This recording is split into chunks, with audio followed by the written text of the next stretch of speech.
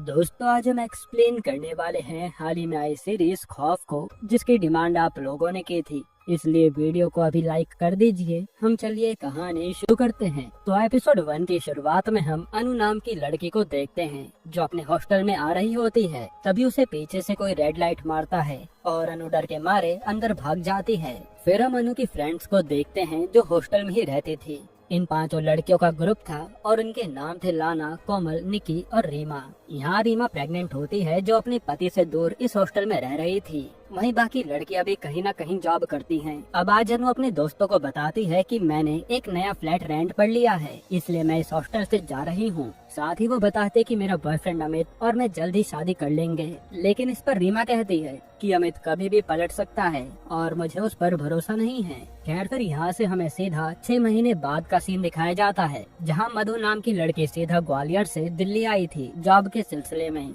यहाँ मधु का बॉयफ्रेंड अरुण उसे पिक करने आता है और ये दोनों सीधा अरुण के रूम पर आ जाते हैं। तब अरुण के रूम में जाते ये दोनों इंटीमेट होने लगते हैं। तभी मधु अरुण को रोक देती है और हम समझ पाते हैं कि मधु के साथ पास्ट में कुछ ऐसा ट्रॉमा हुआ था जिसके कारण मधु इंटीमेट होने से डरती है। तब अरुण भी उसकी परेशानी समझता है। फिर अगले दिन मधु अपने जॉब इंटरव्यू पर जाती है और उसका इंटरव्यू अच्छा जाता है, जिसके बाद मधु आकर अपनी बेला दीदी से मिलती है जो मधु की पुरानी जानकार थी और उसी कंपनी में जॉब करती थी जिसमें मधु इंटरव्यू देने आई थी। यहाँ बेला मधु से पूछती है कि तुम्हारा इंटरव्यू कैसा गया, जिस पर मधु कहते कि ठीक ही था, पता नहीं जॉब मिलेगी भी या नहीं। लेकिन बेला कहते कि एचआर मेरा फ्रेंड है, तुम्हें आराम से जॉब मिल जाएगी। यहाँ बातों के दौरान ही मधु बेला से रूम के बारे में पूछती है ताकि वो अपना अलग रह सके। तो बेला उसे एक हॉस्टल के बारे में बताती है जहाँ कई जॉब करने वाली लड़कियाँ पहले से रह रही थी। तभी वहाँ बेला का फियांसे नकुल आता है और मधु नकुल को देखकर कुछ सोचने लगती है, जैसे उसने पहले भी नकुल को देखा हो।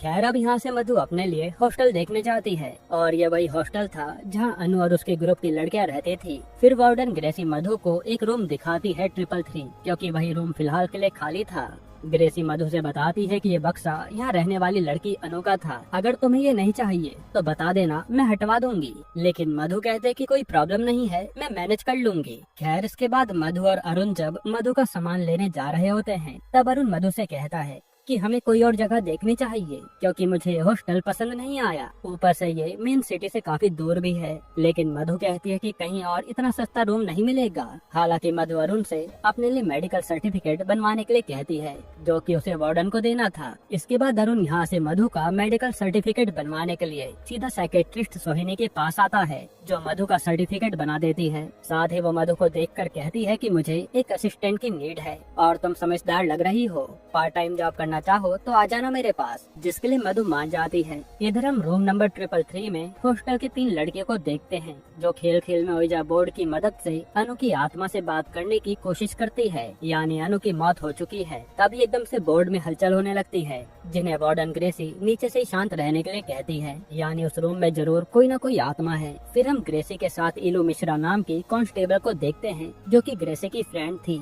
यहाँ इनकी बातों से हमें पता चलता है कि अनु की फ्रेंड्स किसी भी लड़की को रूम नंबर 333 में रहने नहीं देती। उन्हें लगता है कि उस रूम में किसी की आत्मा है। हालांकि अनु की मौत तो एक रोड एक्सीडेंट में हुई थी, इसलिए ग्रेसी को इस बात पर जरा भी भरोसा नहीं है कि आत्मा वगैरह होती है। फिर यहाँ ग्रेसी इलू से पूछती है कि तेरा बेटा जीवा मिला या नहीं, जिस पर इलू बताते है कि पता नहीं वो 6 महीने से कहाँ गायब है। उसका दोस्त बब्बन तो यही है पर जीवा का कुछ भी पता नहीं चला। ये कहते हुए इलू रोने लगती है। अब अगले दिन ग्रेसी उन 4 लड़कियों से आकर कहती है कि एक नई लड़की आज 333 रूम में रहने आ रही है। अगर तुमने उसे भी यहाँ से भगाने की कोशिश की तो मुझसे बुरा कोई नहीं होगा। साथ ही ग्रेसी कहते कि तुम लोग भी कब से इसी हॉस्टल में रह रही हो, ऐसा करो तुम लोग यहाँ से निकल जाओ। पर ये लड़कियाँ कहती हैं कि हम चाहकर भी इस हॉस्टल से नहीं निकल सकते। खैर फिर थोड़ी देर में मधु अपना सामान लेकर हॉस्टल में आ जाती है। इधर इलू जाकर बब्बन से मिलती है जिसे पुलिस ने किसी इलीगल काम में पकड़ा था। इलू बब्बन से अपने बेटे जीवा के बारे में पूछती है, लेकिन बब्बन कहता है कि मुझे उसके बारे में कुछ भी नहीं पता कि वो कहाँ है, पर वो इतना बताता है कि एक हकीम है जिसका अपना दवाई खाना है और जीवा उसी के लिए काम करता था, बाकी मुझे कुछ नहीं पता। फिर हम उसी हकीम को देखते हैं जिसका शरीर थोड़ा थोड़ा सड़ रहा था और वो आज एक आदमी को मर्दाना ताकत बढ़ाने की दवाई बता रहा था। फिर वो हकीम सीधा अपने रूम में जाता है और एक बिच्छू को मारकर उसका रस लाकर उस आदमी को पिला देता है। यहाँ उस आदमी की बातों से हम समझ पाते हैं कि वो किसी एमएलए का भाई है। वो हकीम से कहता है कि कि तुम मेरा इलाज कर, बदले में जो चाहिए वो मुझे बता दे। इस पर हकीम उसे बब्बन नाम के लड़के को पुलिस से छुड़ाने के लिए कहता है। यानी बब्बन भी हकीम के लिए काम करता था। फिर उस आदमी के जाते ही यहाँ पर इलू हकीम से मिलने आती है और अपने बेटे जीवा के बारे में पूछती है, जिस पर हकीम कहता है कि मुझे उसके बारे में कुछ भी नहीं पता और आपका बेटा मेरे बहुत काम आता था। वो मुझे कई प्रकार की जड़ी बूटियां लाने में मदद करता था, पर पता नहीं अब वो कहाँ है। जो सुनकर इलू चली जाती है। अब हम हॉस्टल का सीन देखते हैं जहाँ मधु रीमा से दोस्ती करने आती है तो रीमा और लाना उसे वार्निंग देते हैं कि उस रूम में रहकर तुम बड़ी गलती कर रही हो, जितना जल्दी हो सके उसे खाली कर दो।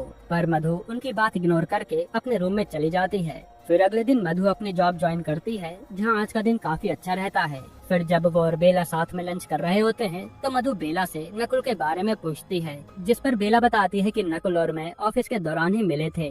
उसका ऑफिस यहीं पास में है और हम जल्द ही शादी भी करने वाले हैं। इसके बाद रूम पर जाते ही मधु नकुल की प्रोफाइल स्टॉक करती है, जैसे वो नकुल के बारे में कुछ पता लगाना चाहती हो। पर तभी उसके रूम का डोर नॉक होता है और गेट खोलने पर वहाँ कोई भी नहीं होता। उसी समय रीमा और लाना निकलते हैं और कहते हैं, लगता है खेल शुरू हो गया है, अभी भी मौका है, निकल लो। पर मधु कहते कि मैं किसी से डरती नहीं हूँ। इसके बाद मधु जब सो रही होती है तभी उसे एक बहुत ही भयानक सपना आता है जिससे उसकी नींद टूट जाती है। तभी हम मधु के पीछे एक आत्मा को देखते हैं जो उसे घूर रही थी। यानी सच में इस रूम में कुछ है। यहीं पर एपिसोड 1 खत्म होता है।